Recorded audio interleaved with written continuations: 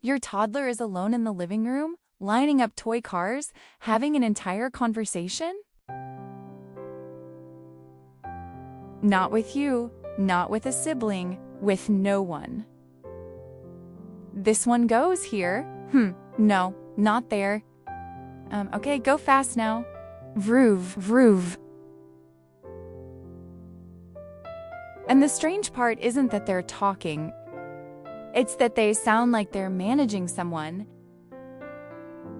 By the end of this video, you'll know exactly what's happening in your toddler's head when they do this, and why the parents who try to join in might actually be interrupting something important.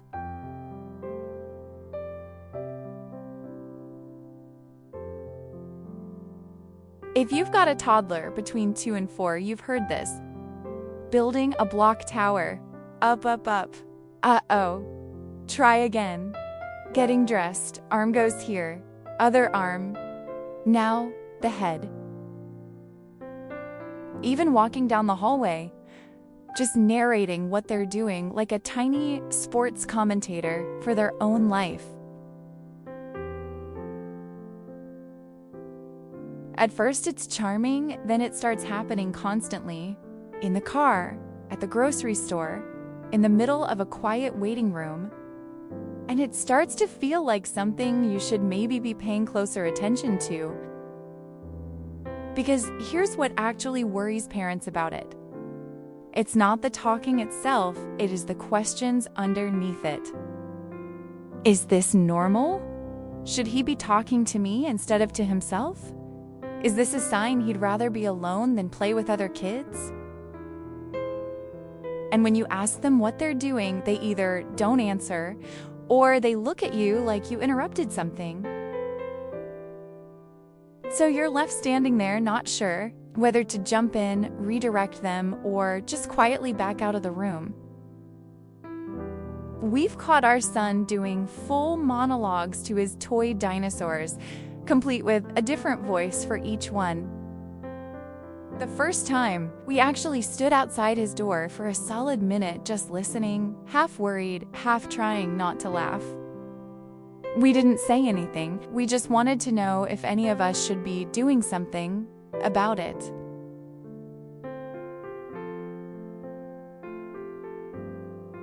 Here is what's actually going on, and it has a name: private speech.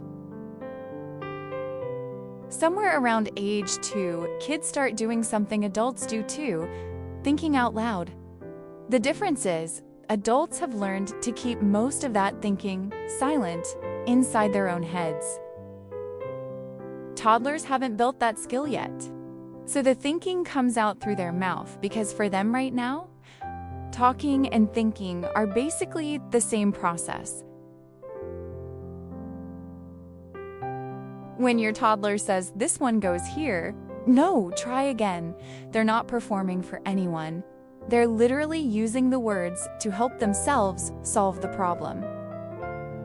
Talking through a task makes it easier for a developing brain to plan, sequence, and stay on track, which is exactly why you hear it most during focused activities like building, puzzles, or figuring out a new skill, and far less during activities that don't require any real problem solving. This is also why it's not a red flag on its own. Kids who use more self-talk during a task tend to actually perform better on it. The narration isn't a distraction from the task, it's part of how they're doing the task. And it's not permanent. Over the next few years, this out-loud narration gradually moves inward. By around 6 or 7, most of it has turned into the same silent inner voice you use when you're thinking through something in your own head. Your toddler isn't stuck talking to themselves.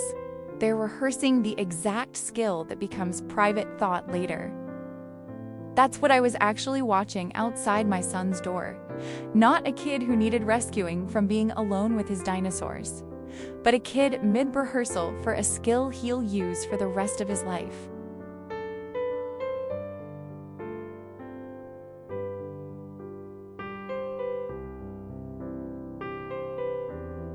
The first mistake is shushing it. especially in public, out of embarrassment. Use your inside voice. Stop talking to yourself. Set enough times. Teaches a toddler that this normal, useful process is something to be self-conscious about, before they even understand what it's for. The second mistake is well-meaning, but it's still an interruption. Jumping in to ask, "What are you saying?" or trying to turn it into a conversation. Private speech isn't meant for an audience. It's not antisocial, and it's not a bid for your attention. Breaking in on it mid-task is a little like someone interrupting you to ask what you're thinking about while you're concentrating on something. It doesn't help, it just resets you. Neither mistake is dramatic, but both of them chip away at a habit that's actually doing your toddler a favor.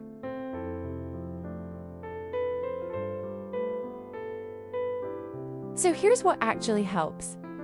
3 things. Number 1, let it run.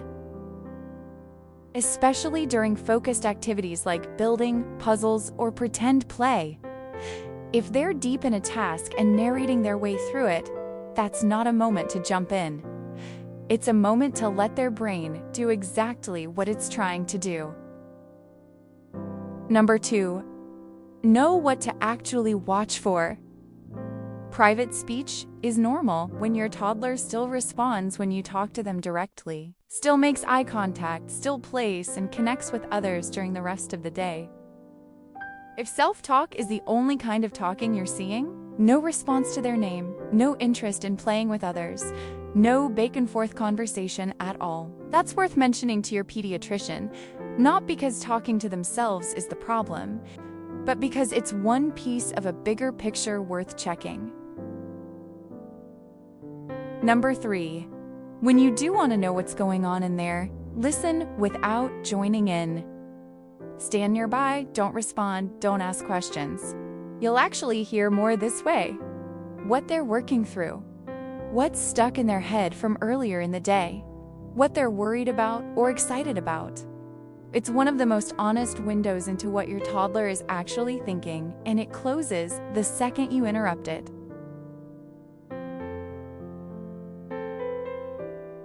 Let's go back to that hallway. We stayed by the door a little longer than we planned to. He wasn't just repeating dinosaur names back and forth. He was working through an entire scene, giving each one a job, deciding who was in charge, correcting himself when a voice didn't match. We didn't say a word, just quietly watched and listened. And it was one of the clearest windows we have ever gotten into what's actually going on in his head. If your toddler does this, they're not lonely and they're not talking to themselves because something's wrong. They're doing something every single one of us did on the way to becoming who we are now. If you want the next piece of this, what it means when your toddler suddenly goes quiet instead, that video is right after this one, and it picks up exactly where this leaves off. That's the fix, not the whole solution, just tonight's.